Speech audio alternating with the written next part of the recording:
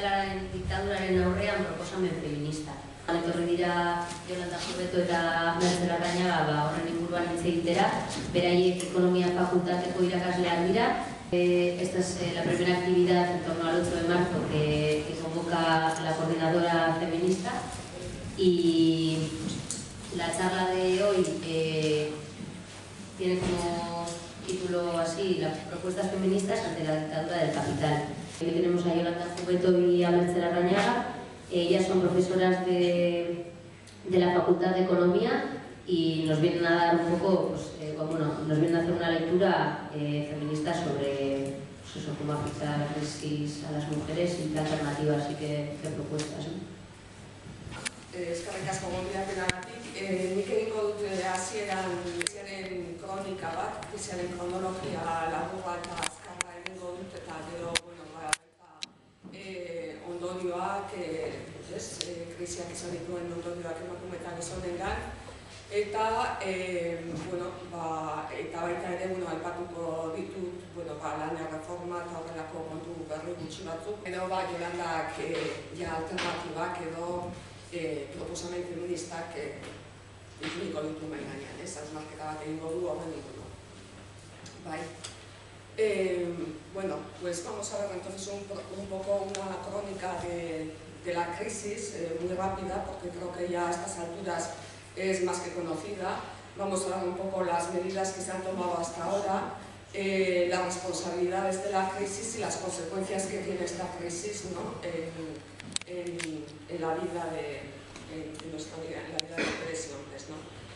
Esta crisis, esta es un poco la crónica de lo que ha sucedido. Esta crisis se inició a finales de 2007 en Estados Unidos y surge como una crisis financiera, ¿no? Una crisis financiera, una crisis derivada de una sobredimensión, de una financiarización de la economía, ¿no? Porque estalló una enorme burbuja de crédito, podemos decir, asociado en este caso concreto al mercado inmobiliario, ¿no? Todo lo de las hipotecas subprime, etcétera, etcétera. Esta crisis, como las finanzas están totalmente globalizadas, si algo se ha globalizado ha sido el mundo de las finanzas, pues esta crisis, que surge por tanto en el centro financiero más importante del mundo, cogió el tren de la globalización y se convirtió rápidamente ya en 2008 en una crisis financiera internacional, pero una crisis financiera internacional que afectó sobre todo y principalmente a los países ricos, a los países del norte. Digamos que en este caso los países del sur quedaron un poco al margen, ¿no? Como las finanzas, aunque es como un mundo aparte, pues realmente tienen conexión con la economía real, pues en 2009 esta crisis que surge en las finanzas se traslada a la economía real, entendiendo como economía real la economía donde se producen bienes y servicios, donde se crea empleo, etcétera. Se traslada a la economía real y ya se convierte, podemos decir, en 2009 en una crisis global y en una crisis mundial que afecta tanto a los países del norte como a los países del sur. Y después, en 2010, esta crisis muta, se convierte en una crisis mutante, podemos decir, y adopta una nueva forma, sobre todo en Europa, una forma de una crisis de deuda, ¿no?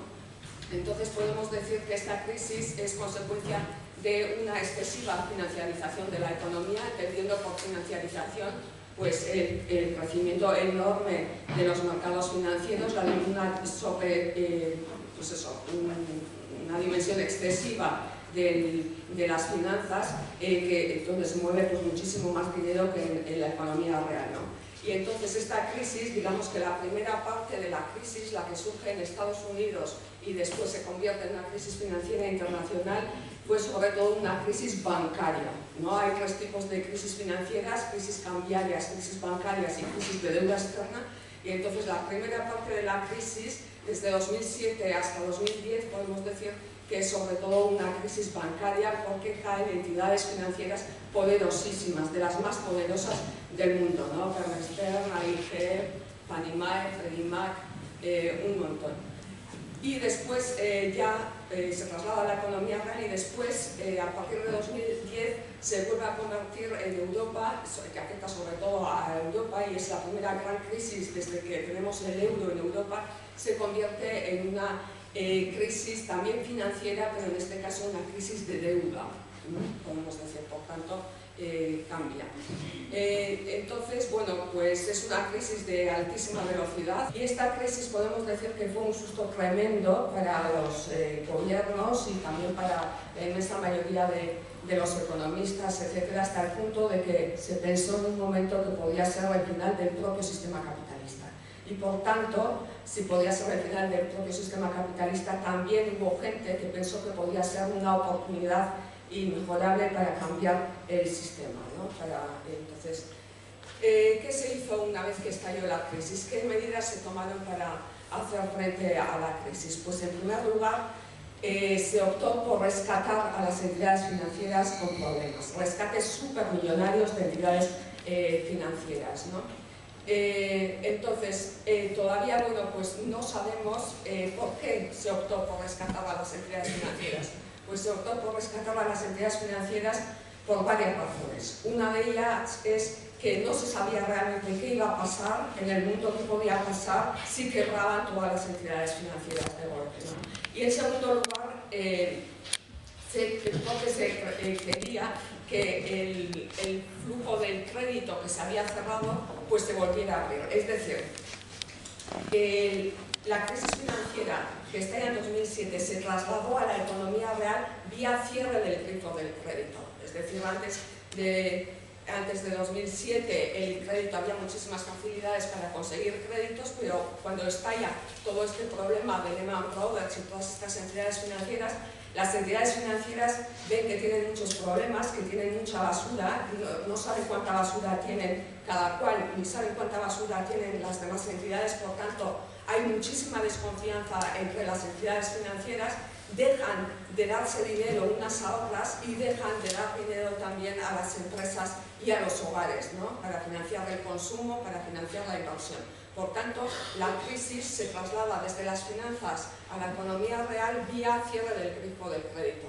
Entonces, con estos rescates supermillonarios, lo que se quería era que estas entidades financieras que habían cerrado de golpe el crédito volvieran a dar este crédito, cosa que todavía pues, no se ha conseguido, ¿no? Los rescates, que son una socialización de pérdidas al final, pues estos rescates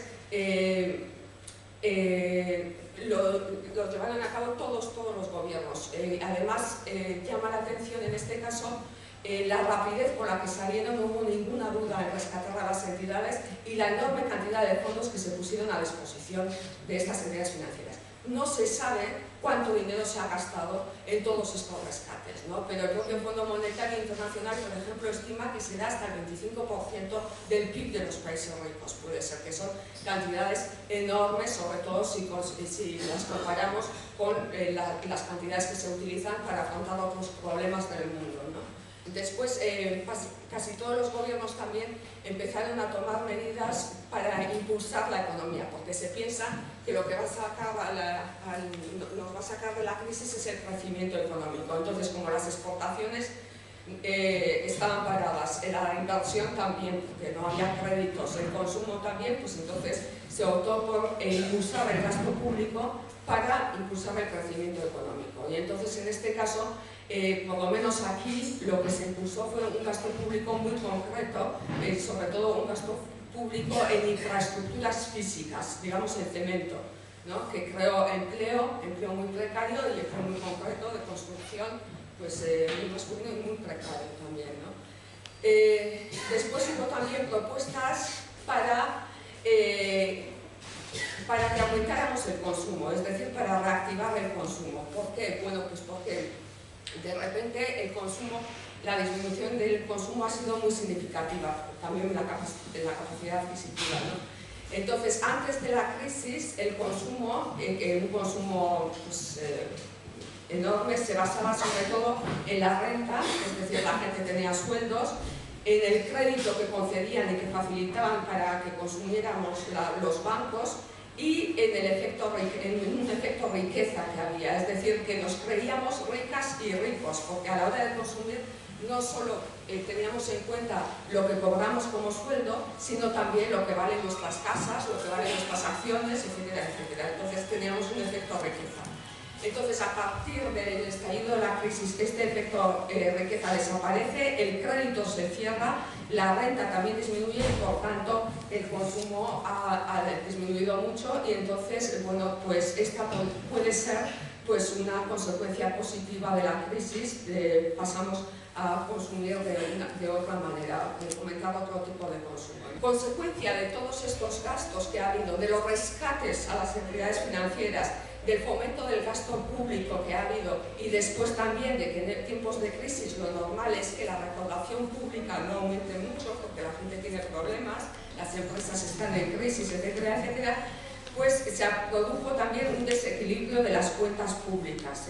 Entonces, un desequilibrio de las cuentas públicas y entonces lo que se pone es que otra vez entran en escena los mismos protagonistas que antes. Entonces, hay algunos los llamados mercados, es decir, los agentes financieros, algunos agentes financieros empiezan a poner en cuestión la solvencia de algunos países, es decir, como las personas, pues los gobiernos también cuando tienen déficit se financian en los mercados financieros internacionales, ¿de acuerdo? Entonces venden pues bonos en los mercados financieros, ¿no? Entonces, pues algunos gobiernos o algunos agentes financieros y las famosas agencias de calificación empiezan a cuestionar algunos países, empiezan a poner en duda que algunos países sean capaces de hacer frente al pago de la deuda, ¿no? Y entonces, en la medida en que tienen un mayor riesgo, pues se les hace pagar muchísimo más caro por colocar esa deuda. Es decir, la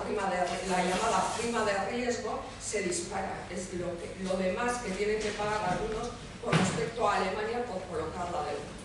Los gobiernos pues empiezan a intentar equilibrar las cuentas públicas para hacer las economías más fiables, para, bueno, la prima de riesgo vuelva a su cauce, etcétera, y entonces empiezan a intentar equilibrar las cuentas públicas, pero equilibrar las cuentas públicas se puede equilibrar bien, las cuentas públicas son ingresos menos gastos y por tanto se puede equilibrar subiendo ingresos, bajando gastos o haciendo las dos cosas, ¿no? Entonces, la mayoría de los países, al principio por lo menos, y todavía también podemos decir, prácticamente todo el peso del ajuste ha recaído sobre el gasto público, ¿de acuerdo? Entonces se está intentando reequilibrar las cuentas reduciendo el gasto público, ¿no? Es verdad que en los últimos meses pues el gobierno de Rajoy ha hecho pues, una reforma del IRPF, que es sobre las rentas de trabajo, es progresiva, pero bueno, pues a pesar de ello, pues se pueden hacer varias críticas, ¿no? Que las rentas de ahorro siguen tributando menos que las rentas de capital, el tratamiento fiscal de las grandes fortunas, de los instrumentos de inversión de las grandes fortunas, pues prácticamente es muy ventajoso, prácticamente pues, se funciona como un paraíso fiscal para las grandes fortunas, no se ha recuperado el impuesto del patrimonio, el fraude fiscal, etcétera, etcétera, ¿no? Y sobre todo yo creo que una de las críticas principales que se puede hacer a esta reforma es que el objetivo de aumentar los ingresos públicos y aumentar los impuestos es sobre todo para financiar gasto público y para financiar servicios públicos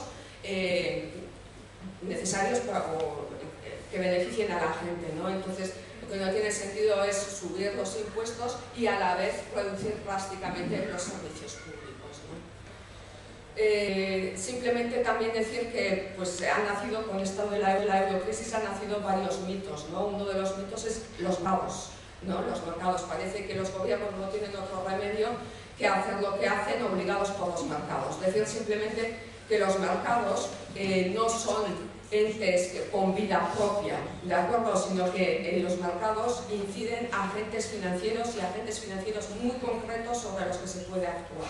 Y quienes mandan en los mercados financieros son sobre todo los inversores institucionales, fondos de pensiones, fondos de inversión, compañías de seguros, bancos y algunos fondos soberanos, etcétera, ¿no? Por tanto, pues sí que se puede actuar. Y luego otro gran mito que ha surgido es el de la disciplina fiscal, por ejemplo, ¿no? Que el déficit se ha convertido en el nuevo objetivo, en el nuevo eso, ¿no? Y entonces, bueno, parece que todo pasa por controlar el déficit, ¿no? Y el déficit no tiene por qué ser malo en sí mismo, ¿de acuerdo? Depende en qué se gasta, ¿vale? Si se gasta y el déficit es provocado porque se están haciendo aeropuertos sin aviones, pues entonces sí es malo el déficit, pero el déficit no necesariamente es según en qué es para qué se ha gastado, ¿no? Y entonces con todo esto del ajuste y el ajuste, pues probablemente lo que se va a conseguir es que esta crisis, el ajuste,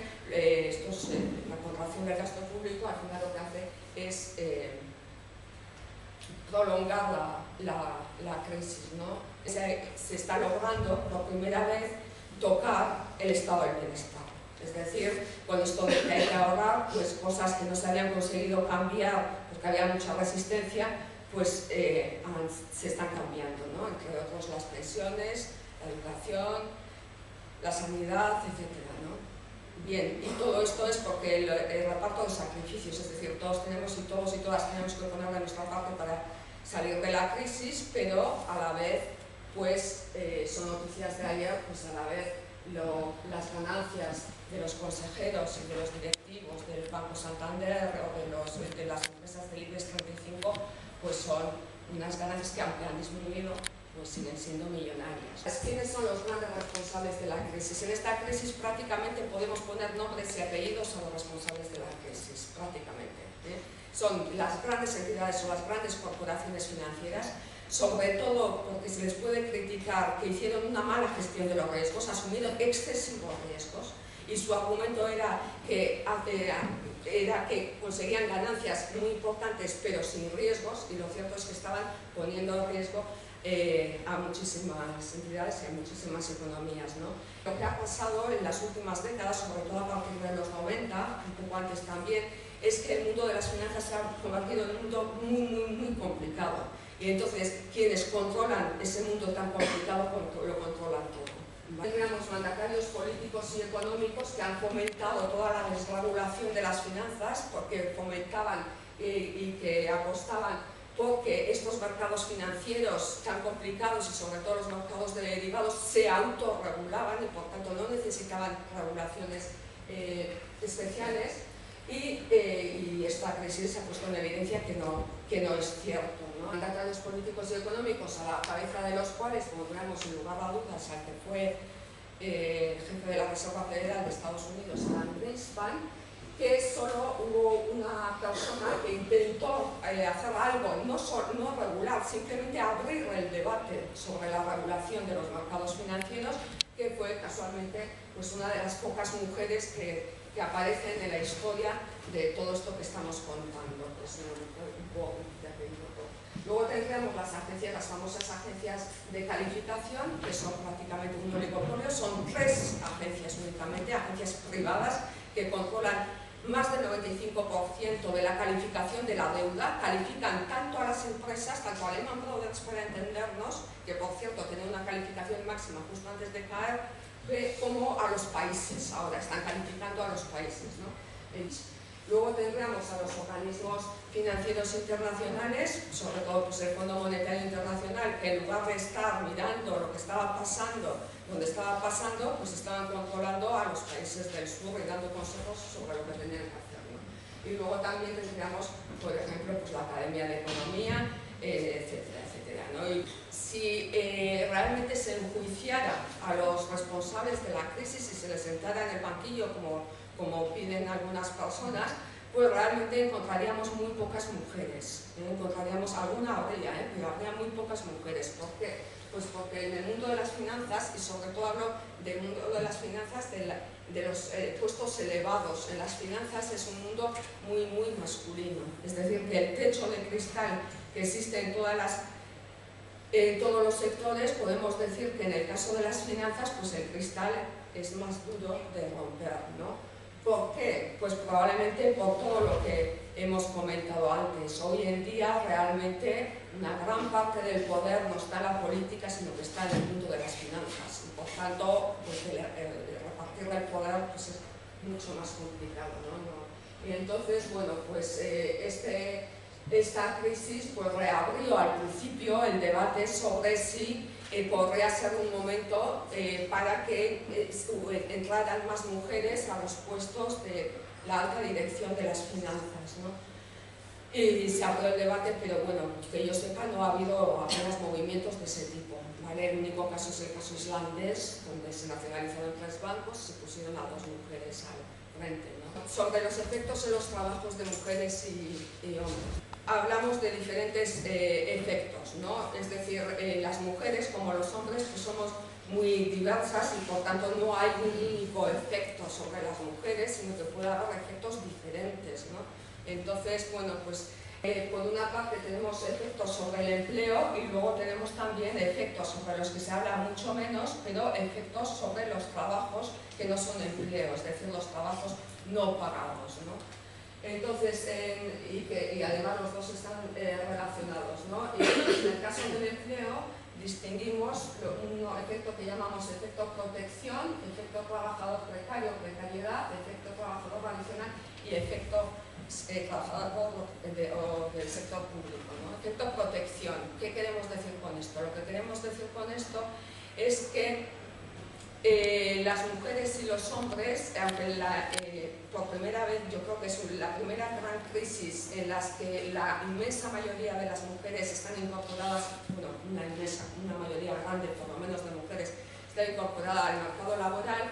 Lo cierto es que aunque estamos en el mercado laboral hay una gran segregación ocupacional, es decir, no estamos en los mismos empleos o no siempre estamos en los mismos empleos, ¿vale? Y hay algunos empleos bastante que son muy masculinos y otros que son muy femeninos. Entonces, claro, la crisis cuando se traslada a la economía real pues no afecta de la misma manera o al principio no afecta igual a todos los sectores. Y entonces a los sectores que más afecta al principio son sectores industriales, son del sector secundario, construcción y algunos empleos industriales como los automóviles, etc. Y por tanto, aunque suben tanto la tasa de paro de las mujeres como la tasa de paro de los hombres, sube más rápido la tasa de paro de los hombres, con lo cual, por ejemplo, en España, que es la parte de arriba, la brecha que históricamente separaba las tasas de paro de mujeres y de hombres se cerró en 2010 y ahora parece que la tasa de paro de las mujeres es un poco más elevada, aunque no parece que se esté abriendo mucho, pero bueno, una pequeña brecha sí que existe, ¿no? En la medida en que el paro se ha trasladado también, ha llegado al sector servicios, pues está afectando mucho a las mujeres, ¿no? Esta es la diferencia. Estos son los sectores en los que hay más de, no sé, 200.000 o así personas en paro, y como veis la gran diferencia es en el sector de la construcción, pero por ejemplo un sector también en el que hay más que hay más paro es el del empleo de hogar, donde la inmensa mayoría son mujeres, ¿no? Y bueno, decir simplemente de todas maneras, decir que el impacto de la crisis en el desempleo, aunque la crisis es muy profunda, pues el impacto de la crisis en el empleo ha sido muy desigual en Europa, aunque la crisis europea está, y de hecho, por ejemplo, en Alemania la tasa de paro ha bajado, ¿vale? Y entonces hoy en día, con esto que ha pasado con el paro, pues la verdad es que no hay un patrón común. Así como antes en prácticamente todos los países la tasa de paro de las mujeres era siempre más alta que los hombres, pues hoy ya no podemos decir eso.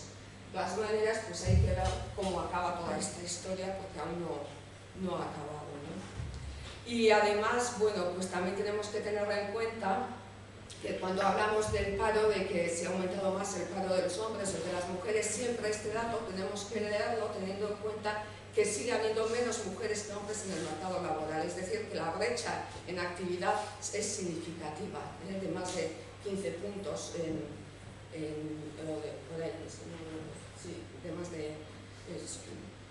esto, ¿no? Entonces, bueno, eso por un lado, y también que cuando están en paro mujeres y hombres, las mujeres tienden a estar menos protegidas en el desempleo, y lo que cobran también por desempleo es menos que los hombres, ¿no? Y estos son los datos que hay, ¿no?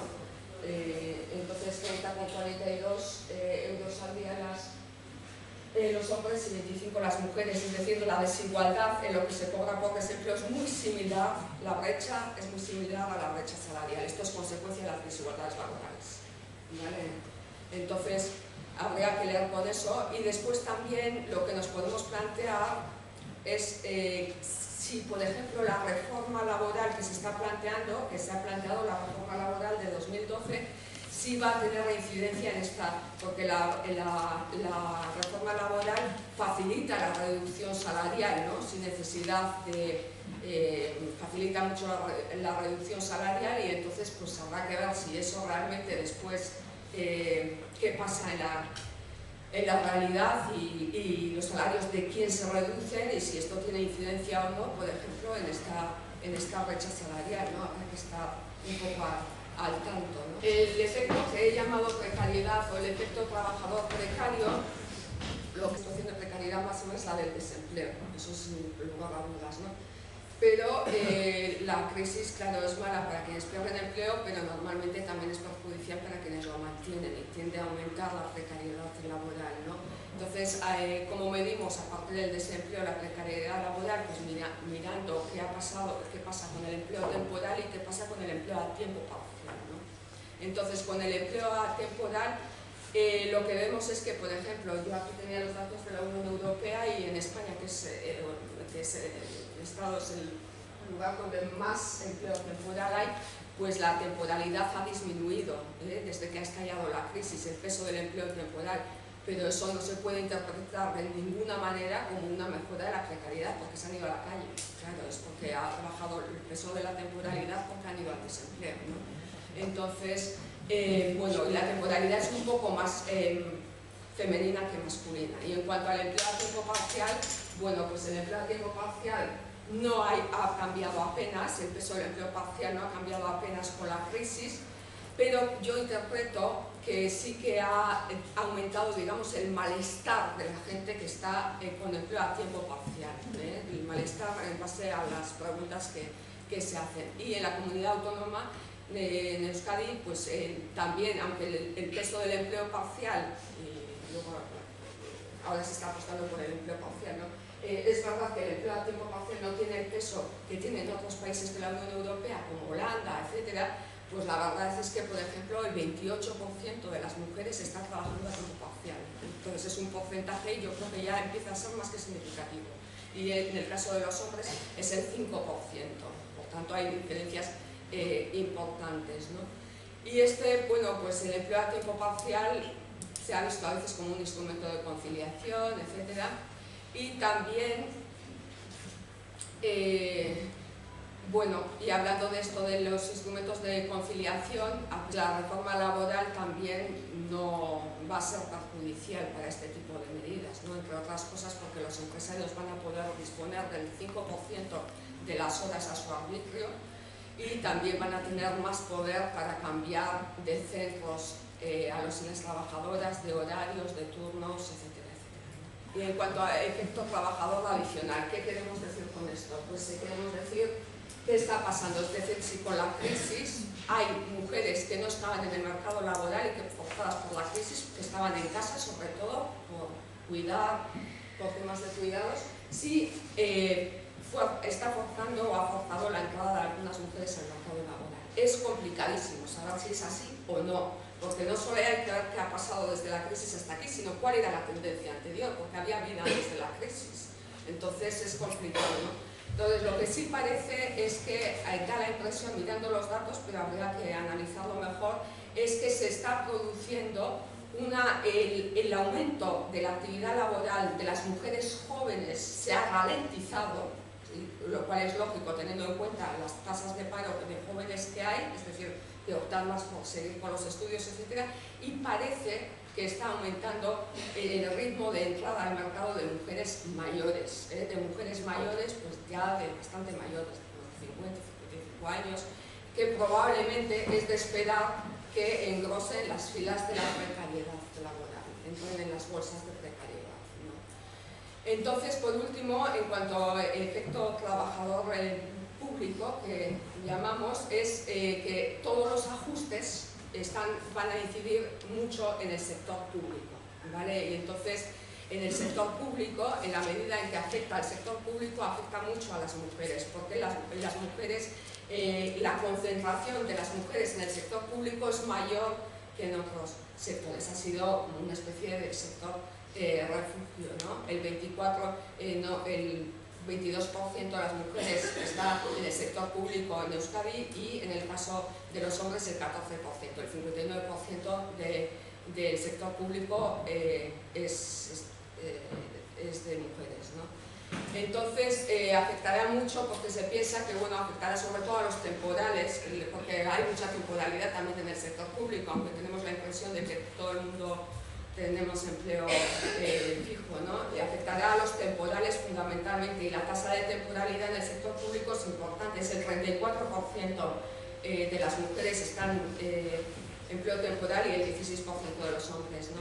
Y además, por primera vez, la reforma laboral de 2012 también abre la posibilidad de despido disciplinario de personal laboral de la administración pública, ¿no? Por motivos económicos, por motivos organizativos o por motivos técnicos. Por tanto, no solo van a ir a la calle, digamos, los y las trabajadoras temporales, sino que es posible que también, ¿no? Y luego también los efectos del mercado, es decir, todo esto que está pasando tiene efectos en los trabajos no pagados. El problema que tenemos fundamental es que no tenemos datos, no sabemos lo que está pasando con los trabajos no remunerados, porque así como hay muchísimas estadísticas laborales, no hay estadísticas de esto que está pasando, y esto también es significativo de por qué hay esta falta de datos. Y además los pocos que hay no los podemos comparar nunca con los datos laborales, lo cual es un problema, ¿no? Pero es obvio que es bastante obvio que se estarán produciendo flujos tanto del mercado a casa como del Estado a casa, ¿vale? Del mercado a casa porque como la gente tiene menos dinero, pues intenta mantener el nivel de bienestar material que tenía antes y deja de comprar cosas en el mercado y pasa a hacerlas en casa, ¿de acuerdo? Entonces pasan algunas producciones del mercado a casa y luego del Estado a casa, porque estos ajustes y las restricciones que hay en sanidad, en educación, etcétera, pues tienen incidencia en lo que pasa en los trabajos no remunerados, obviamente. El que te manden a casa, antes estabas 5 días en el hospital y ahora te mandan al día siguiente, no quiere decir que te hayas cuidado de un día para otro. Entonces esos cuidados que se ahorra el sector público, se ahorrará el sector público, pero una parte pasa de la carga de trabajo, pasa a casa, ¿no? Y entonces habría que ver qué está pasando con los repartos de esta sobrecarga de trabajo en casa, porque hasta ahora los datos parecen indicar que la mayor parte de esos trabajos los hacen las mujeres, pero habrá que ver, ¿no? Y ya. Egia esan, pasaren astean komentatu zidatenean etorteko ona ez, entzuteko, posa handia eman zidan bereziki, onartzerekin egoelako ez, eta Bilbon hitz egitea askotan, ez da eguneroko gertatzen zaiguna, eta are gutxiago ekonomilari feministoi ez, nik uste jende egia da pozgarria dela, eta egoerak eskatzen duela ez, eskatzen duela elkartzea, ezagutzea benetako realitatea eta buelta emateko mugitzea, mobilizatzea, kalera ateratzea eta argudioak, ditugun argudioak ere batzea eta ekintzarako gaia dela, garaia dela argi daukagu. Horrezatik egin duzuenean kartela benetan gustatu egin zait, ez? Bueno, neska bakarri dago, baina eta nik uste elkartu egin beharrarela, baina hor esateko boterea eta autoestimaren kontrarekin bat datorrela, ez?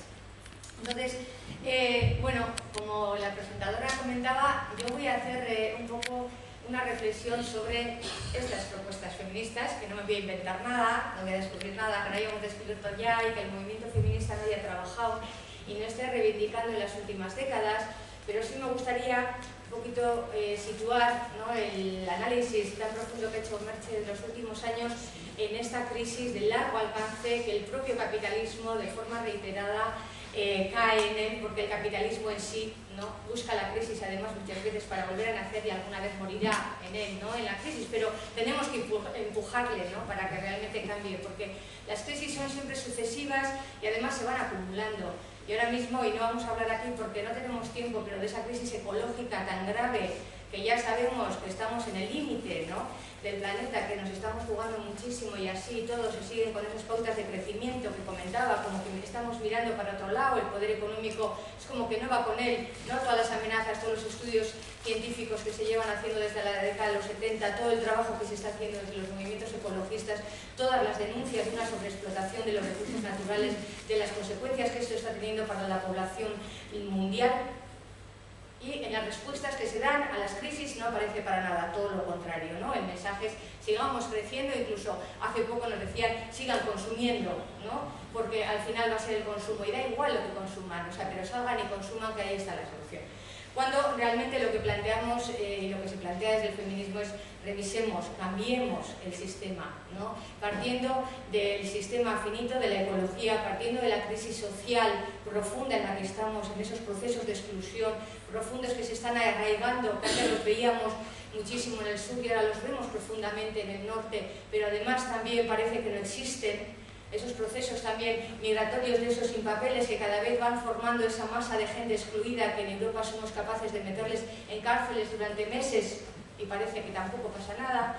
Y una crisis de valores sociales que creo que es muy profunda, muy preocupante y que realmente exige una respuesta colectiva y en la que el movimiento feminista tiene un papel, yo creo, muy importante, ¿no? Luego está toda la crisis económica, esa crisis económica que al final la economía solo es parte de esta cultura y que se alimenta de todo el resto de las crisis y que deberíamos intentar cambiarla. Y con esta superposición de crisis creo que es desde el punto de partida al que tenemos que pensar y que estamos pensando un poco las alternativas. Por eso, cuando me hicieron la propuesta, se me ocurrieron algunas ideas locas así para decir antes de situarme, ¿no? Y creo que me parecía muy interesante porque creo que tenemos que romper con los medios de comunicación convencionales. Realmente nos están metiendo en lo que algunas autoras llaman, ¿no?, la doctrina del shock, del miedo, de la paralización constante. Nos levantamos, desayunamos, cenamos con el tema de la deuda, parece, no, de la banca que estaba preocupadísima, hasta ahora que ya no está porque le han dado muchísimo dinero que después nos va a sacar otra vez. Es decir, esta alimentación constante del miedo hace que nos paralicemos y es lo que Naomi Klein llama, ¿no?, la doctrina del shock, que llevan aplicando muy bien en las últimas décadas del siglo XX, que empezaron en Chile y después siguieron Argentina con todas las dictaduras, pero que antes también ya venía, ¿no? Una ola larga que el capitalismo necesitan realmente meternos miedo para que no nos unamos, para que no creamos que haya alternativa. Porque lo que no tiene alternativa realmente es el poder económico, porque lo único que quiere es mantenerse, acumular más capital, más riqueza, más poder, y además, en cierto sentido, lo está logrando con la clase política, con la clase social, controlando ya prácticamente todos los medios de comunicación más potentes. Ahí tenemos Internet, parece que es una ventana, pero a la vez también se crea un batiburrillo de informaciones que a veces es muy complicada, ¿no? También es un mundo en el que cada vez se están dando relaciones alternativas que también hay que analizar muy profundamente, pero que abre posibilidades y muchos retos. Y lo que yo planteaba era eso: vamos a dejar de ver la televisión, vamos a dejar de ver determinados medios de comunicación que realmente nos están comiendo la cabeza muchas veces, ¿no? Y vamos a salir a la calle a compartir más el tiempo con las amistades, con el grupo, ¿no?, social con el que nos sentimos identificados, y vamos a dejar que no nos coman esos espacios, ¿no? Porque creo que uno de los problemas de las últimas décadas y de lo que se hablaba, de este consumismo, de esta sensación de que todo el mundo tenemos, de que entramos en la espiral, que nos la vendieron muy barata y que además influyeron muchísimo, ¿no?, con unos tipos de interés muy bajos y de comprarse casas, sin una política social que tampoco reivindicábamos, tampoco de esa vivienda social, etcétera, y con unas condiciones de una política social alternativa. Entramos ahí y nos hipotecamos de tal manera que tuvimos que entrar a casa todo el rato. Y entonces del trabajo asalariado íbamos a no asalariado, pero estábamos en un círculo cada vez más pequeño, más cerrado, y esa individualización, esa segmentación social que nos hace que nos metamos cada cual en un cubículo y veamos al resto, incluso a veces al vecino y a la vecina, como enemigos, o por lo menos desconocidos, que no nos crean ninguna confianza. Eso sirve muy bien al capital, eso le refuerza, porque realmente es en la individualización, es en el aislamiento social en el que logran hacernos todavía ser más conscientes de nuestra vulnerabilidad, porque somos muy vulnerables. Como como personas y lo sabemos, pero cuando estamos juntas, cuando nos unimos, somos muy poderosas y además tenemos una mayoría social de la que no somos conscientes porque se nos ha desempoderado constantemente, se nos está quitando poder desde todas las instituciones que nos están marcando la vida. Y yo creo que creemos que esa vuelta a la calle, a la amistad, a la asociación, a asociarnos, ahí estaría una de esas claves también de esas soluciones, ¿no? Y después el tema de la deuda. Nos hablan de la deuda, pero a la vez nos hablan mucho del consumo, nos hablan de que tenemos que consumir. Y creo, y eso hay muchos llamamientos también a que consumamos poco y de forma racional. O sea, hay gente que tiene que consumir, que una gran parte de su renta la consume porque gana muy poco y porque tiene muy pequeños ingresos, pero el resto no tenemos que caer en ese ciclo del endeudamiento porque al final es donde nos pillan, donde realmente nos hacen mucho más dependientes del sistema, cuanto más endeudamiento tenemos. Bueno, estas son las ideas que me surgieron al principio y ya me he consumido media charla, pero yo no quería hablar de eso hoy. Yo quería hablar, aunque está muy vinculado con eso, un poco cuando se planteaba el tema de las propuestas, yo pensé, bueno, ¿qué ha hecho el movimiento feminista? ¿Qué ha estado planteando desde que se va formando, desde que hace esas primeras jornadas en Leioa, en el 1977, en el que, aunque algunas ahora estemos ya en el colectivo de las muy mayores, ¿no?, para las estadísticas oficiales y eso, en esa época éramos muy jóvenes, ¿no?, y nos sentíamos con mucha fuerza y además 3.000 mujeres en Leioa, realmente en una época de transición, de un cambio social enorme, de una salida del franquismo que aunque durmiera, o sea, se muriera en la cama, realmente había sido impulsado ese cambio y se estaba buscando y había una serie de esperanzas enormes en el cambio. Yo pensé el otro día, pues voy a volver a las actas del 77, y voy a mirar las actas del 84 y las del 94 y las del 2008 que las teníamos más cercanas y qué era lo que hemos ido proponiendo a lo largo de estos 75 años. Porque a lo largo de estos 75 años hemos ido de crisis en crisis. Hemos planteado muchísimas cosas. Yo aquí solamente voy a coger algunas. Luego también he cogido un poco de las jornadas juveniles, ¿no?, de las mujeres jóvenes, qué es lo que han planteado, qué era lo que a ellas les preocupaba, ¿no?, en la esfera económica y dónde planteaban sus retos. Y también he cogido un poco alguna idea de Bilgune, que desde hace 10 años, ahora hace 10 años que Bilgune feminista también se ha formado, y bueno, cuáles eran un poco sus reflexiones. Y en todo esto sí me gustaría decir, y en primer lugar agradecer al Centro de Documentación de la Mujer de Maite Albiz, que realmente me ha puesto todas estas actas a mano de una manera estupenda, cercana y que me ha facilitado muchísimo ese trabajo de búsqueda rápida, porque todo lo hacemos aquí bastante rápido, ¿no?, por esto del tiempo que nos está comiendo siempre, ¿no? Entonces, si vamos a un repaso muy rápido y muy esquemático, no os voy a contar todo lo que se dijo en las jornadas, pero simplemente dos ideas fundamentales de los conceptos económicos que se trataron en las jornadas, me gustaría subrayar cuatro cosas de cada una, ¿no? La primera, las primeras jornadas, hasta el tercer día no se habla del empleo y no se habla del trabajo en sí, del trabajo como concepto, pero cuando se plantea ya se hace un debate claro sobre que el trabajo va mucho más allá del empleo, ¿no? Y el primer debate fundamental es el tema, obviamente, del trabajo doméstico.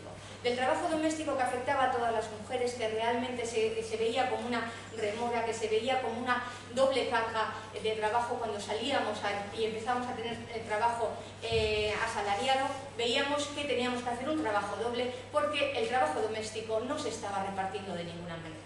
Porque no había manera de que los hombres y la infancia se incorporara en este proceso, en esta división del trabajo doméstico que se veía que era algo fundamental si la mujer quería cambiar sus condiciones de vida. Y por lo tanto, lo primero que se dice, una de las primeras cosas con el trabajo doméstico es hay que repartir el trabajo doméstico dentro de la unidad familiar y tenemos que repartirlo. Después se hablaba del trabajo productivo, ¿no? El trabajo productivo, el trabajo asalariado, el trabajo en el que ya decíamos en aquella época también que la crisis económica en la que nos encontrábamos al finales de los 70 no había sido impulsada por las mujeres, ni estas la habían creado ni tenían que cargar todos los costes de esa crisis. Y ahí estaban viendo que se estaban empezando a producir los despidos, que estaba habiendo una situación de que pocas mujeres participaban en ese momento en la clase asalariada, formal y no sumergida, pero que realmente lo que se pedía es no a los despidos, sí a la estabilidad laboral y sí realmente a que todas las personas tengan el derecho a tener un empleo digno. Y aquí también se hablaba de que había que repartir el empleo. El empleo que había que repartirlo. Una idea que se ha ido trabajando durante estas 3 décadas y que ahora que nos encontramos con que otra vez el desempleo está aumentando, parece que ha desaparecido un poco esta consigna, ¿no? Parece que con la crisis decir que tenemos que repartir el empleo va en contra, cuando debería ser lo más lógico. Y además, con el avance tecnológico que tenemos, Keynes ya nos decía en la década de los 30 que a finales del siglo XX la población media debería de trabajar unas 3 horas en el mercado, porque sería suficiente con las mejoras. Bueno, en esta época decíamos, con las mejoras tecnológicas, que había que repartir también el empleo, por lo tanto el trabajo doméstico había que repartirlo y el empleo también había que repartirlo.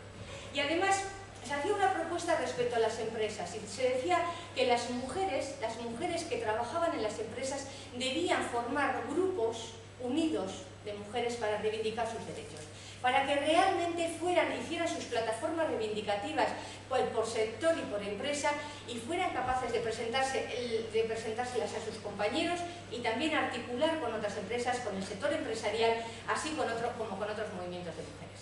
Y bueno, también se hacía incluso la propuesta por algunos grupos de que todas las mujeres deberían estar en el mismo sindicato, lo cual también era algo de la época, ¿no? de esa unidad del mercado, pero sí se veía claramente que la unión de las mujeres les iba a dar la fuerza también en el medio empresarial.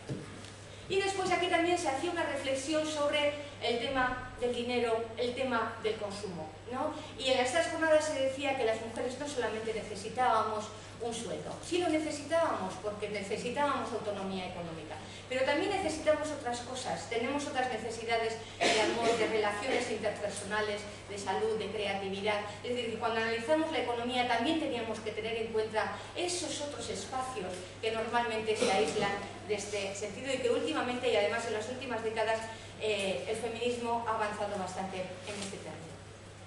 Si vamos al 84, que también estamos en otra crisis, también se vuelve a hablar de que las mujeres tienen unas condiciones de vida bastante duras por dos cosas.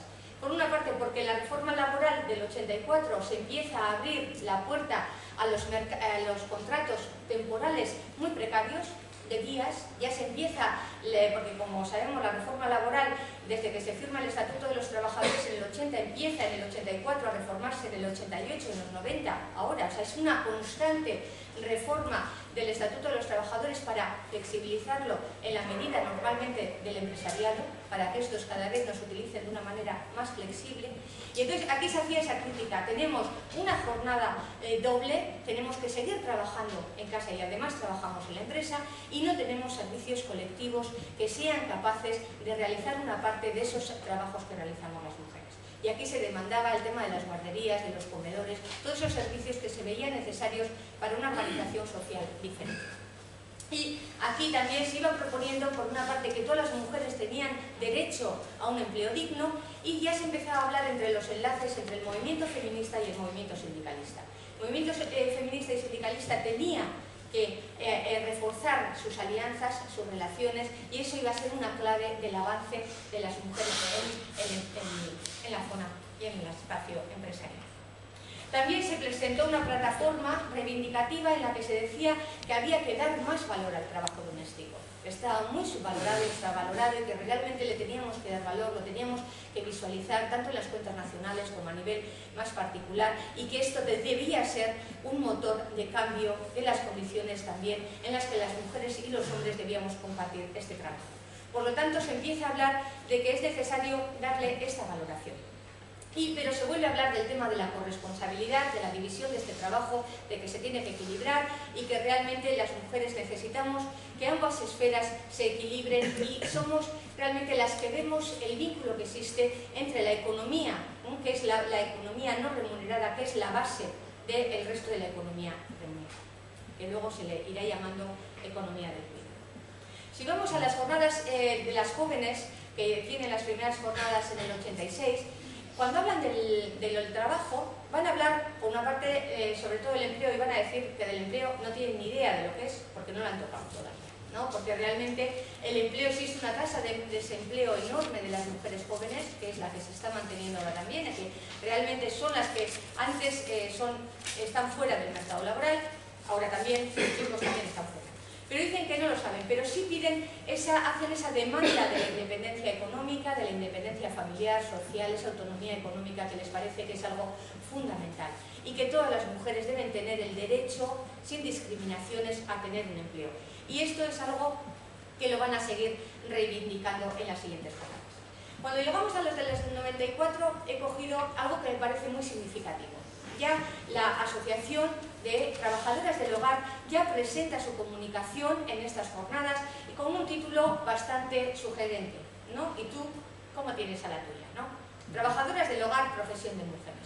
Y aquí ya se empieza a ver la diferencia entre los diferentes colectivos de mujeres claramente respecto a las tareas domésticas, ¿no? Unas, para salir al mercado, contratan a otras mujeres para que realicen estos trabajos, normalmente en unas condiciones laborales muy precarias y además cuando tenemos una regulación especial laboral para este colectivo que no entró en el Estatuto de los Trabajadores.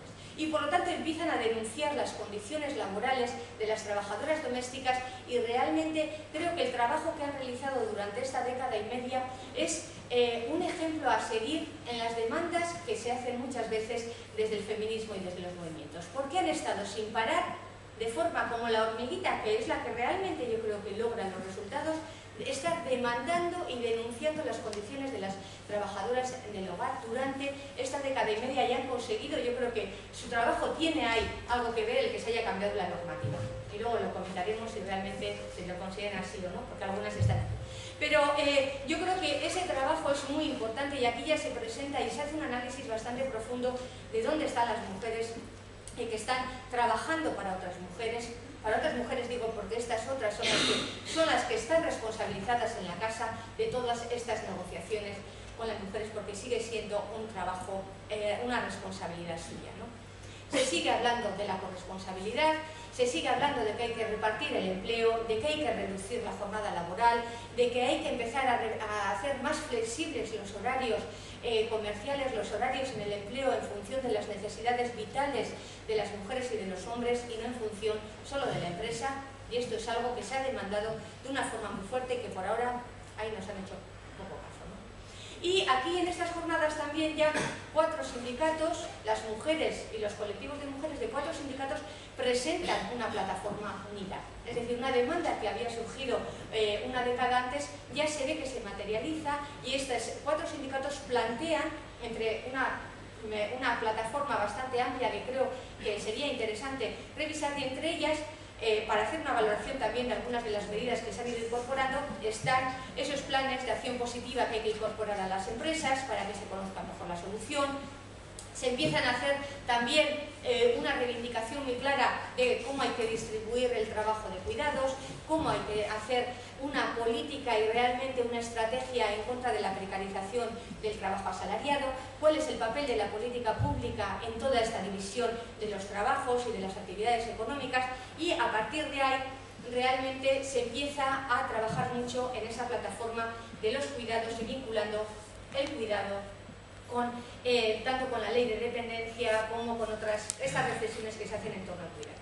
Y también me gustaría resaltar otra de los debates que se plantean en las jornadas del 2008 sobre la soberanía alimentaria. Porque creo que la soberanía alimentaria y los pasos que se están dando también nos pueden dar muchas claves de cómo podemos ir transformando desde ya las relaciones entre la producción, el consumo y la distribución. Hacer formas alternativas de consumir, formas alternativas de tener relación con la pequeña producción, con las mujeres y los hombres que están en los caseríos y que están produciendo productos agrícolas en una economía nuestra en la que está prácticamente desapareciendo. Si podemos hablar de una crisis profunda que ha pasado muy desapercibida, ha sido la crisis del campesinado, la crisis agraria en Euskal Herria y en el Estado.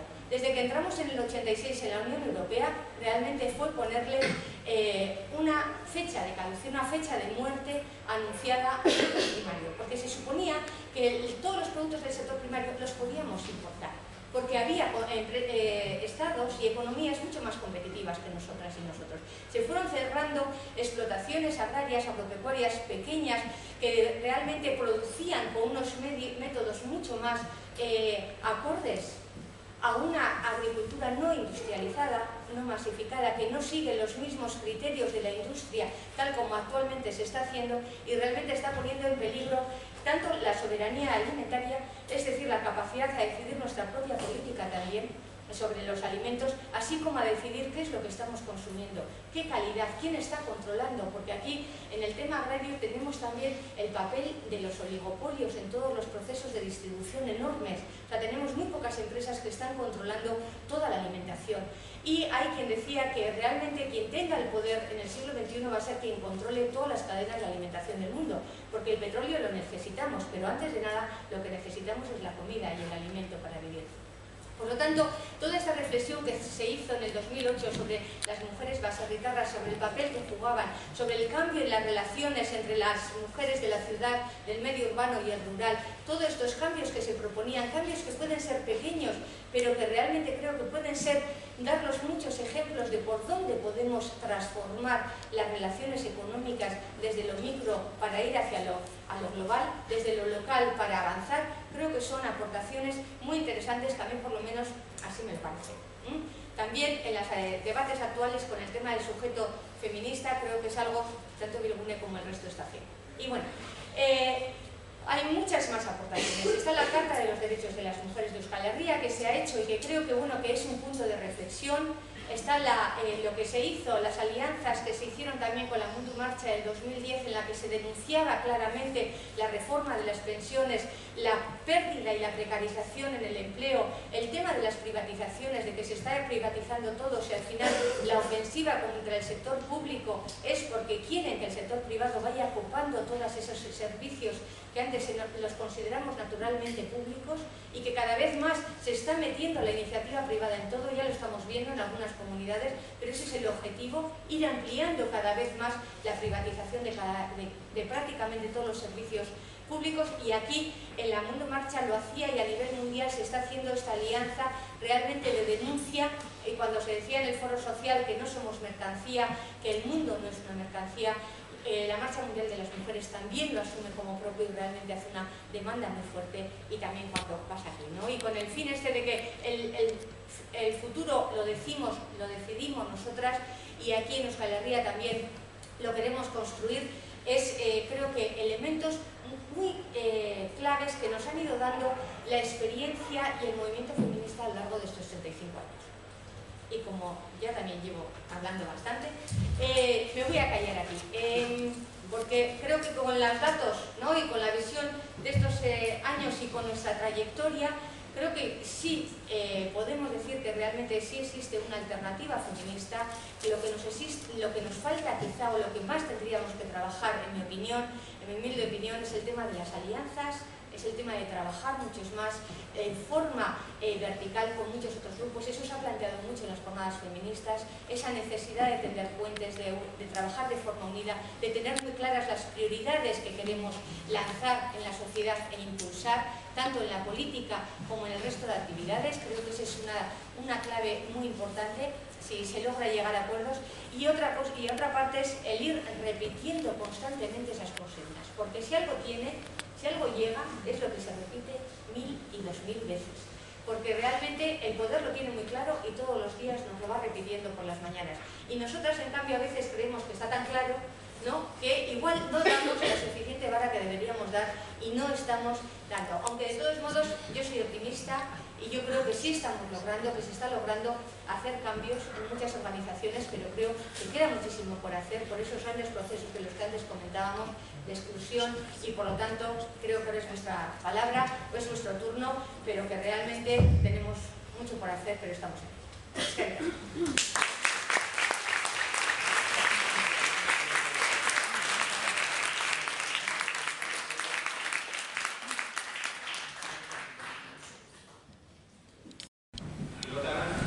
Estoy yendo a charlas que hablan sobre la crisis y alternativas, y en ninguna escucho la propuesta de la renta básica universal. Yo estoy en un grupo que se ha creado recientemente que intenta fomentar esta propuesta no como una herramienta única, sino como una herramienta a partir de la cual seguir construyendo. Y creo que el colectivo femenino pues, estaría bastante beneficiado de una renta básica universal. La emancipación o la autonomía que le daría tanto a la mujer dependiente que realiza cuidados y no recibe un salario, no recibe un salario, pero hace un trabajo, tanto a la mujer trabajadora que tiene un trabajo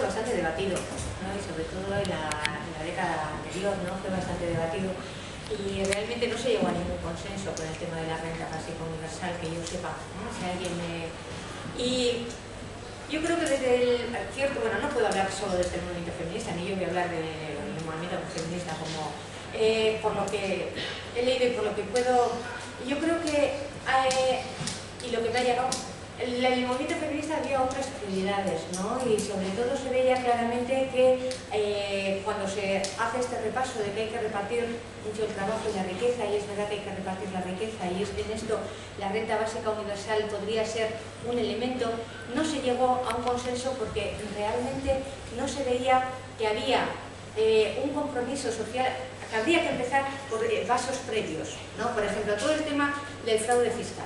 O sea, todo el tema de empezar a tener recursos suficientes para que contáramos. Y después todo el tema de qué hacemos con cómo utilizamos el tiempo. Los hombres que podrían tener una renta universal y después pues tener muy poco compromiso, ¿no?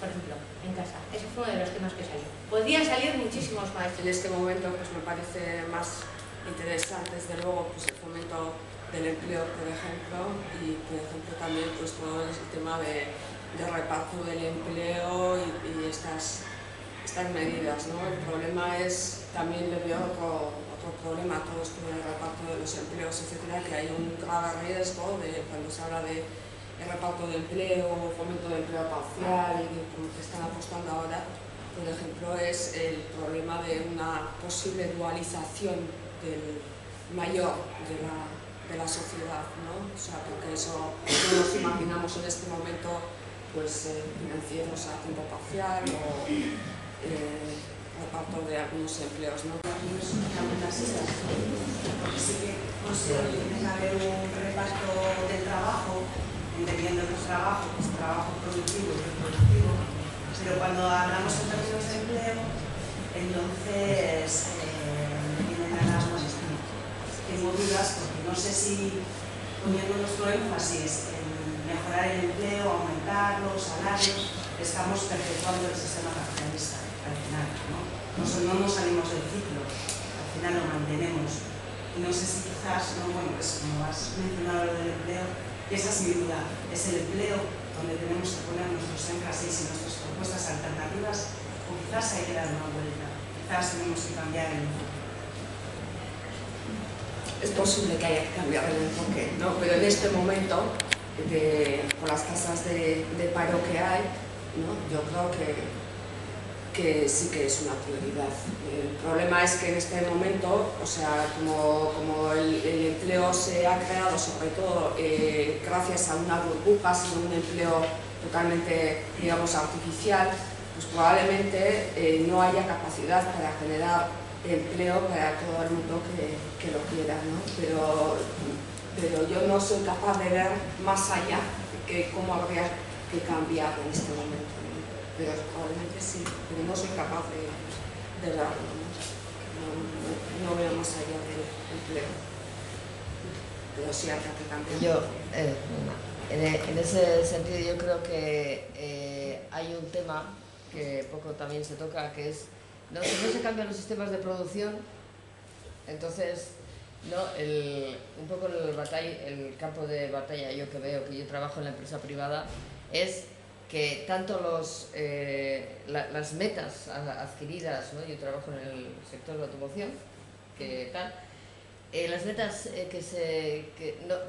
a pesar de que han pasado 20 años, de que ha habido ayudas tanto fiscales como sociales al sector de automoción y tal, las metas de la producción sobre coches y a pesar de que haya 1 millón de vehículos, siguen siendo las mismas, ¿no? Entonces, tú te preguntas, ¿no? Pero claro, una cosa es el dinero que nos llevamos a casa, si es el que tenemos que llevar, si está descompensado o no, pero si no se cambian los sistemas de producción o no hay ninguna intención de cambiarlos, desde luego pues el mundo capitalista y el sistema capitalista seguirá como hasta ahora. Sí, está claro que yo creo que con todo el tema, por ejemplo, de la economía solidaria, ¿no?, que se está trabajando ahora y de nuevas formas de relaciones con empresas que tengan otro objetivo, que tengan un objetivo social, no meramente de acumulación de capital, de obtención de beneficio. O sea, si estamos hablando de la empresa mercantil clásica, desde luego esa no queremos que se refuerce. Pero las mujeres, por ejemplo, una gran parte, prácticamente el 60% de las mujeres vascas o están en el sector público o están en el comercio y en otros servicios. Por lo tanto, el tema de la pequeña empresa, de la empresa autónoma, que se puede convertir en la empresa cooperativa, etcétera, tampoco yo veo que en un mundo, o sea, o a muy largo plazo, o si no a medio plazo, yo no veo que también que vaya a cambiar. Y incluso el sector público, bueno, podría cambiar el tema del funcionariado, que yo ahí sí creo que hay que cuestionárselo, de plantearse que tiene que haber funcionariado o no, ¿no? Pero yo creo que la pequeña empresa y la empresa que realmente su objetivo es más social que económico, a mí me parece que puede ser una vía de transformación. Y mucho más por la economía solidaria, pero y por plantearse también que lo que produzcamos responda a las necesidades sociales colectivas. Por ejemplo, el tema de la automoción sí es una cuestión que está totalmente cuestionada, ¿no? O sea, ese es el modelo, porque además hay una serie de sectores y de actividades que son las claves que reproducen el sistema, ¿no? Y la gran empresa, etcétera. Pero la pequeña empresa, la empresa que está muy vinculada, ¿no?, con responder a una necesidad más y a sobrevivir en sí, ¿no? Porque esa empresa que no va a estar acumulando capital, sino lo que está haciendo es al final vivir para poder seguir reproduciendo la vida, incluso podríamos decir. O sea, el salto de una economía, yo ahí veo todo el debate en torno al mercado, ¿no? Es verdad que el mercado está en el centro y está dominándolo todo, pero es sobre todo la gran empresa, hoy en día muy financiarizada, pero también la gran empresa productiva, la que está dominando todo el resto de relaciones. Pero podemos pensar que si el mercado está también sirviendo a esa sostenibilidad de la vida de la que se habla, ¿pueden haber relaciones mercantiles diferentes o no? Yo creo que esa es una de las cuestiones. Podemos trabajar también a nivel empresarial en una fase de transición en la que tengamos por ejemplo, el tema del pequeño comercio, el tema de las tabernas, el tema de tiendas que nos suministran, podemos ver una visión totalmente rupturista o que supere esas formas de... Yo en el largo plazo sí lo vería, pero en el corto me cuesta. Igual también tenemos de formación profesional, yo lo reconozco, la gente economista no es ni la más creativa ni la que más ha creado normalmente cosas alternativas. Por eso a mí me llamó la atención esto de las propuestas, ¿no?, que lo creemos desde la economía, porque si la economía tiene una característica es no solo domesticarnos normalmente, sino cerrarnos muchísimo. Es la excepción economista la que piensa en algo, y cuando piensa en algo superior lo piensa tan a largo plazo que esos procesos de transición, de cómo pasamos de aquí, realmente cómo partiendo de lo que partimos y actualmente con unas tasas de actividad de las mujeres del 70%, que prácticamente de cada 10 mujeres, 6 entre 16 y 64 años, 6 ya están participando de una forma activa en el mercado laboral. Tienen un empleo y además consideran que es fundamental tener ese empleo para tener una actividad económica. Yo lo que veo es que a corto plazo sí tenemos que reivindicar un empleo de calidad, un reparto del empleo, y que además tenemos con esta reforma laboral, como hemos salido con todas las anteriores, tenemos que salir a la calle, tenemos que denunciarlo, tenemos que decir que queremos unas relaciones laborales dignas. Yo creo que nos atañe muchísimo y que muchas mujeres están es donde están realmente, están ahí en su casa y en sus relaciones, y que ellas necesitan unas condiciones mejores incluso para cambiar. Y en este mercado tan dual, tan segmentado, yo creo que es muy importante esa reivindicación. Otra cosa es que cuando nos planteamos qué sociedad queramos, en el largo podamos estar hablando de esa renta, ¿no?, universal básica, realmente que tengamos otros pilares, pero para eso tenemos que andar un camino. Y ahí tenemos que andar un camino fundamental, por ejemplo, con el tema de la política pública y con el tema de los ingresos, que es lo que antes también se comentaba. Todos son los gastos, reducir gastos. ¿Por qué no se hace un planteamiento serio de aumentar los ingresos cuando en los últimos años se ha estado disminuyendo totalmente la imposición a las clases más adineradas de este país y de muchas zonas de Europa? ¿Por qué no nos planteamos seriamente que ahora mismo que contribuyan más? En el largo plazo no queremos que haya esa gente rica, no queremos que estén meter esa gente en el sistema económico, queremos que desaparezca incluso el sector financiero, que no sea privado, que sea público y que simplemente sirva para facilitar la moneda o el movimiento de lo que creemos para que realmente sirva para las transacciones. Pero hoy en día lo que reivindicamos en el corto es que contribuyan y que pague, y que el capital que no tenga esa evasión fiscal, que es realmente lo que está torpedeando a los ingresos y se les está consintiendo totalmente, porque el poder político a nivel global está totalmente sumiso al poder económico. Y en los informes últimos que se hablaban, incluso en la Comunidad Autónoma Vasca, el nivel de fraude fiscal llega a un 18% del PIB. O sea, que es prácticamente todo lo que recaudamos por impuestos concertados. Entonces, nos lo tendremos que tomar seriamente.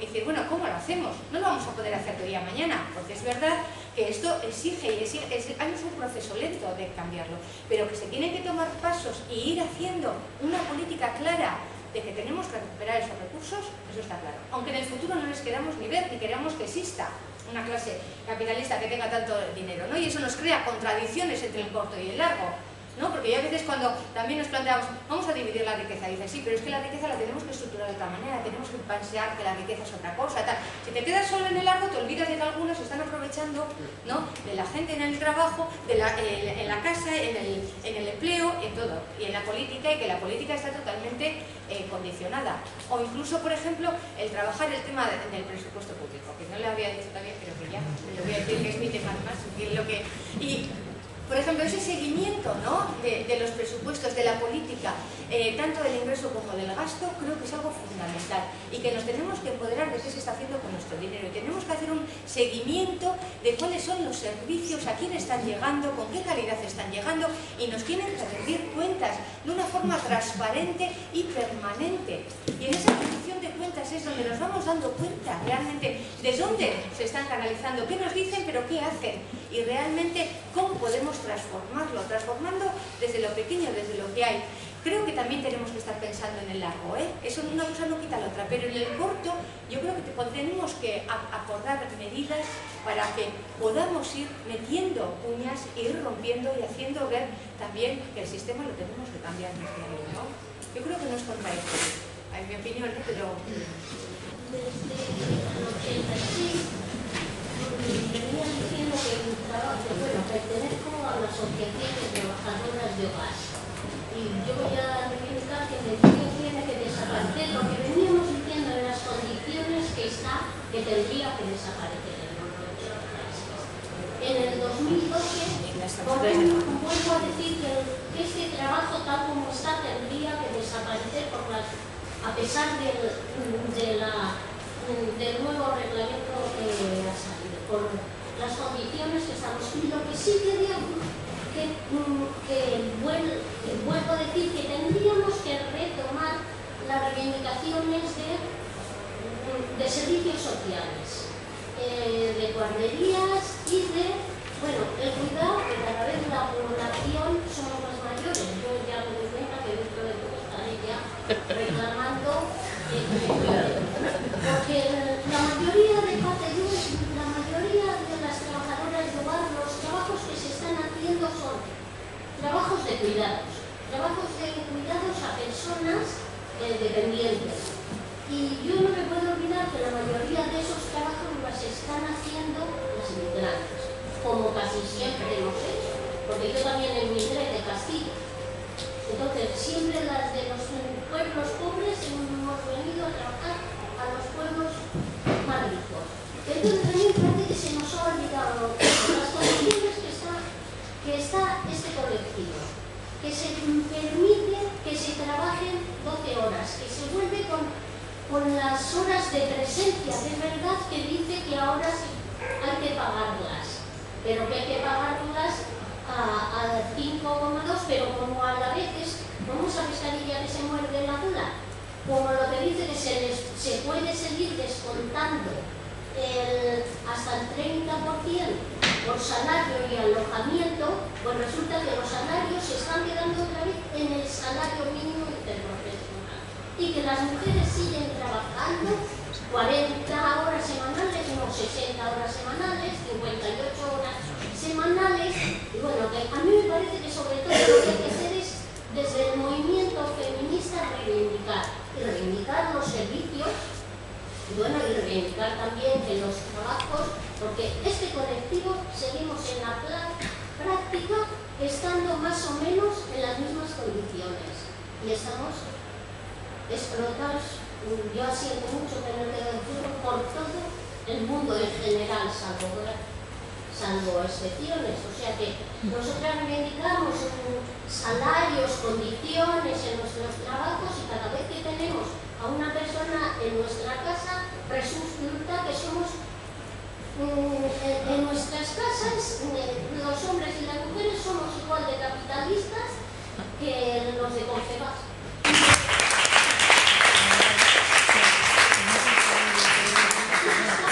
Muchísimos despidos, porque precisamente como la ley dice que la hora se puede pagar a 5,20, están despidiendo a las trabajadoras por horas para contratar a otras más baratas. Claro, es muy fácil decir cuando no tienes ninguna cosa por detrás que esos trabajos no hay que cogerlos, porque yo los digo, que claro, toda esa gente tiene que comer. Y no nos olvidemos que la mayor parte de mujeres que está haciendo este trabajo son mujeres de otros países, con lo que eso supone. A mí me gustaría que igual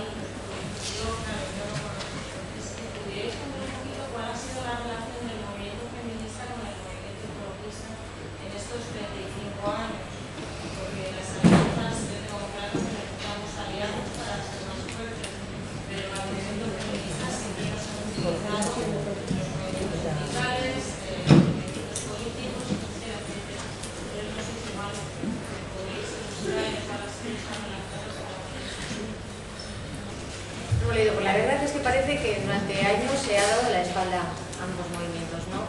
El movimiento ecologista porque pensaba muchas veces que si el planeta desaparecía, pues desaparecíamos todas y todos, y por lo tanto la prioridad absoluta era la defensa un poco de la tierra y no tanto la defensa un poco de lo que planteaba el movimiento feminista, ¿no? Y la sostenibilidad de la vida. Eso durante años, pero en la última década eso está cambiando. Eso está cambiando con el replanteamiento de que realmente ambas visiones tienen que ir unidas, y van muy unidas. Y yo creo que cada vez se están haciendo más alianzas entre ambos movimientos. Y por ejemplo también el movimiento feminista era bastante crítico con el movimiento ecofeminista cuando se esencializaba mucho el tema de la naturaleza, ¿no? Y de esa unión, ¿no?, excesiva entre las mujeres y la naturaleza con sus propias leyes, y la mujer con una visión un poco determinista de una parte, ¿no?, del ecofeminismo, y por lo tanto no había mucha. Yo creo que en los últimos años lo que veo en jornadas que asisto y con los debates que hay, cada vez se están buscando más puntos en común y se ve que ambos movimientos se pueden reforzar muchísimo.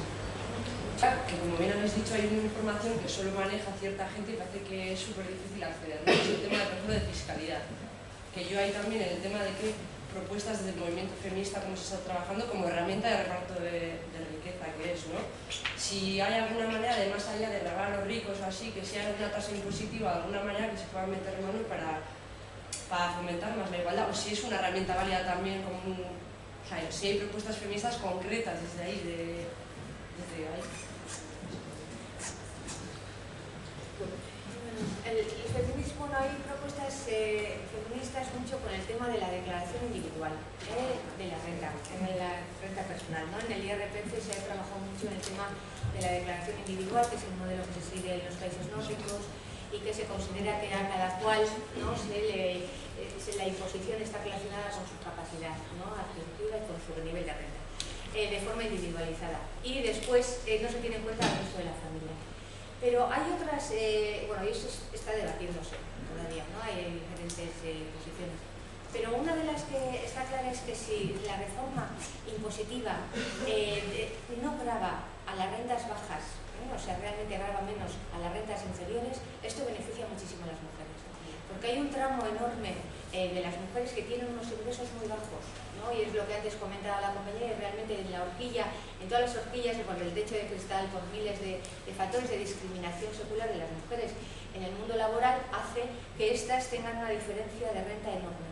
Y entonces, al tener menos renta, de una media, ¿no?, se considera de un 28% así diferente en la renta, esto hace que si tú haces un sistema más progresivo, las mujeres van a cotizar menos, una gran parte de las mujeres, no aquellas que tienen una renta superior, pero en principio. Y luego con el tema de las grandes fortunas, la gran mayoría también están en nombre de los hombres, ¿no? O sea, son algunas las que heredan, pero muchos son ellos. Por lo tanto, yo creo que si se cambia el sistema en global, se puede beneficiar mucho. Pero no se marcha. Sí, no, más o menos lo mismo. Es decir, cuanto más progresivos sean los sistemas, mejor, ¿no? Y respecto a lo de la declaración conjunta y tal, pues tenemos algunas. No está el debate cerrado del todo, ¿no? Pero bueno, y luego pues eso, las grandes fortunas y eso, las rentas elevadas, yo creo que hay que poner límites. Es decir, pues está ahí, por ejemplo, la propuesta de Hollande, ¿no?, de grabar una tasa del 75% a la gente que gana más de 1 millón de euros. Pues yo creo que no se debería permitir que alguien ganara más que eso. Entonces, pues si se gana, pues hay que poner límites a las rentas y hay que poner límites a los beneficios, incluso hay que poner límites claros o prohibir determinadas cosas. Yo creo que ha llegado ya el momento de prohibir algunas cosas. Hay que simplificar muchísimo el mundo de las finanzas, hay que hacer que las cosas sean mucho más transparentes, etcétera, y poner ya pues, límites concretos. Y se dice, y si no, pero es que si no se van a marchar, pues que se marchen. Entonces ese tipo de cuestiones, ¿no? Entonces, bueno, y si la banca tiene tal, pues se nacionalizan, ¿no? O sea, y se proponen nacionalizaciones y todo ese tipo de cosas. Hay que poner muchísimo orden en el mundo de las finanzas, en el mundo de la fiscalidad y eso también. Podríamos haber hecho aquí en Euskal Herria lo que han hecho en Islandia. Quiero decir, o sea, los medios de comunicación, te he preguntado que a ver si podríamos haber hecho aquí en Euskal Herria lo que han hecho los dirigentes en Islandia. Porque sí que es cierto que habéis hecho hincapié en los medios de comunicación y es bien que se han encargado de tapar y ocultar esa información y dejarla colar muy poco para, para que no se produjera un efecto de contagio. Pero ellos han dejado quebrar a los bancos, han nacionalizado algunos y han llevado a sus dirigentes a la cárcel y los han juzgado. Quiero decir, vosotros habéis hecho hincapié en que los grandes poderes están en manos de la banca y de grandes instituciones, ¿no? Entonces, tenemos muy complicado lo que acabáis de decir ahora, ¿no? ¿Cómo darle la vuelta? Si esa gente es la que tiene la tostada en la mano, ¿cómo van a coger y decir, sí, vamos a poner límites a los sueldos de los directivos, a las pensiones vitalicias, a un montón de cosas que se han ampliado, ¿no? Y de qué manera podríamos, no sé, como reivindicación feminista nosotras tendríamos que estar en contra de que se incremente, por ejemplo, el IVA. El impuesto indirecto es súper injusto. Sí. Todo el mundo paga lo mismo y no depende de la renta. Entonces ganes poco, ganes mucho, si te suben al 20%, tú, si ganas poco, eres más precaria. Y eso nos afecta a las mujeres, porque tenemos menos rentas. Pero este sistema no tiene empleo para todo el mundo. Y entonces, si no tiene empleo, ¿por qué lo tenemos que crear de forma ficticia? A costa de la crisis ecológica, a costa de los países del sur, de las cadenas globales de cuidados, para que otras mujeres vengan aquí y nosotras mismas las explotemos en nuestras casas porque tenemos necesidad de ser autónomas e independientes fuera del trabajo, en el mercado laboral. Nos genera muchas contradicciones. Yo creo que, no sé, igual desde lo pequeño, pero tendríamos que empezar a pensar en medidas concretas para que la gente empiece a darse cuenta de qué cosas son por las que no podemos transigir. No me habéis dicho, un modelo impositivo progresivo. ¿Cómo puede ser que sea regresivo? Que las grandes fortunas tengan todos los canales para poder evadir los impuestos de forma legal. Es que ni siquiera es fraude. Sí, bueno, porque la idea dominante es que los beneficios de unos pocos nos van a sacar de la crisis. O sea, ya, pero no la idea que está, sí, pero como que se extiende. Una falacia, ¿no? respecto al modelo islandés, pues yo no lo he seguido demasiado, ¿no? Entonces, lo que sí sé también es que el paso, o sea, el modelo de capitalismo vikingo también fue muy especial, ¿no? Es decir, que fue un modelo de capitalismo vikingo que definieron o que desarrollaron en muy poco tiempo y entonces muy especial, ¿no? Entonces, bueno, y también no sé, se puede trasladar aquí, pues no lo sé, son economías muy diferentes también en cuanto a tamaño, en cuanto a número de bancos, probablemente sí, cosas así. Lo que pasa es que no sé hasta qué punto también han cambiado el modelo, realmente.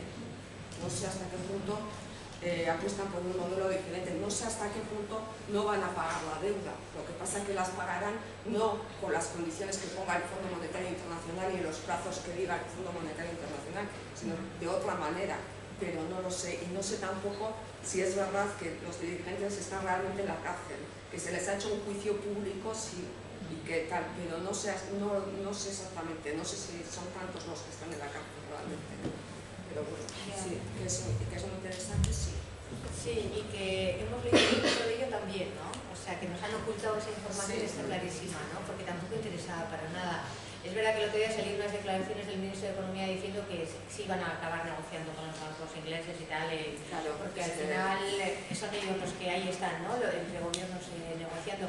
Pero yo creo que la gran diferencia es que, bueno, Islandia, aunque sean 300 y pico mil personas las que viven en la isla, son independientes. Y Euskal Herria no podría hacerlo porque no es independiente, porque no tiene el dominio, no tiene el control ni la competencia de la política ni monetaria antes, ni de la política económica, ni de la política de los bancos. Aquí quien negocia con la banca y quien realmente da los préstamos es el gobierno central. Entonces, no tenemos ninguna competencia en este espacio. Y en el tema laboral tampoco. Porque está claro, y el último reglamento también lo vuelvo a decir, y todos lo dicen, las reformas y el mercado laboral es competencia exclusiva del gobierno central. Entonces, ahí tenemos las manos atadas, pero muy fuertemente con todo el tema competencial. En el aspecto económico, prácticamente toda la norma básica está en manos del Estado, y en el financiero también. Y además de eso, es que yo creo que en Islandia es una democracia. Y aquí estamos en una pantomima de democracia, ¿no? Aquí prácticamente no se puede votar nada, incluso, ¿no? Ya recordamos la historia, ¿no? Bueno, entonces, como no podemos votar, y allí por lo menos se pueden votar, allí puede ir la gente y decir, queremos un referéndum sobre esto, y lo hacen, y luego, bueno, ya veremos si les meten o no a la cárcel, pero por lo menos la vergüenza pública la han pasado. Han cambiado el gobierno totalmente, y además, actualmente, las mujeres que están dirigiendo el gobierno, que son mayoría del gobierno, están diciendo que las cuentas se van a hacer de otra manera, que se va a hacer un seguimiento del presupuesto fundamental, y han incorporado en la ley del gobierno, por ejemplo, el tema de presupuestos de género, como hizo Austria hace unos años. Y que hay que hacer ese seguimiento de la política pública desde abajo y viendo mucho hacia dónde va ese dinero y cómo van a hacer ahora con la banca pública que han construido, cómo la van a gestionar. Es decir, yo creo que el ser un Estado pequeño y estar en la periferia les ayuda, que están mucho menos influenciados que en el centro, pero el tener sus competencias y ser un Estado también les ayuda muchísimo. Y los Estados pequeños tienen una capacidad de autonomía fuerte, tienen su debilidad, pero tienen su potencialidad también, ¿no? Yo creo que eso influye. Es muy preocupante también lo que ha pasado últimamente, ¿no? Con en Grecia, así que cuando plantearon un referéndum, pues pusieron a tecnócratas al frente del gobierno, ¿no?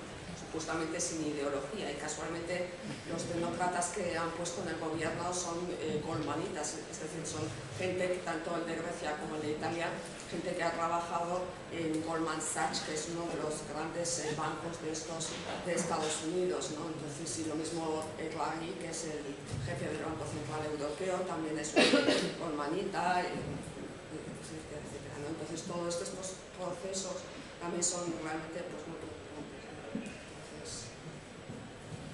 Yo quería un poco centrar el tema de la pobreza de las mujeres, y hay un pequeño estudio que se ha hecho el mes pasado en una revista un poquito más alto, la pobreza de las mujeres, que lo han hecho Ángel Benzuner y Irma Pastor, que cuentan un poco cómo la pobreza de las mujeres, cuando se ve en las estadísticas, está subsumida por el grupo donde viven las mujeres, pero que si se haría dos apartados, uno en familia o en el grupo donde vive y otro en ella sola, el nivel de la pobreza de las mujeres subiría mucho. Dice, el riesgo de pobreza se generalizaría en las mujeres en el caso de vivir solas. Más de la mitad de las españolas, el 55,8%, serían pobres si vivieran solas con el ingreso individual que perciben. 4 de cada 10, el 39,9%, sufrirían pobreza severa. Un tercio del total de mujeres mayores de 15 años y que no estudian, el 31,9%, vivirían en situación de extrema pobreza. Entonces, un poco para poner tierra sobre la pobreza de las mujeres. Las estadísticas son muy importantes y muy necesarias, pero para mucha gente solo cuentan los que ellas quieren oír al final. Entonces, Bueno,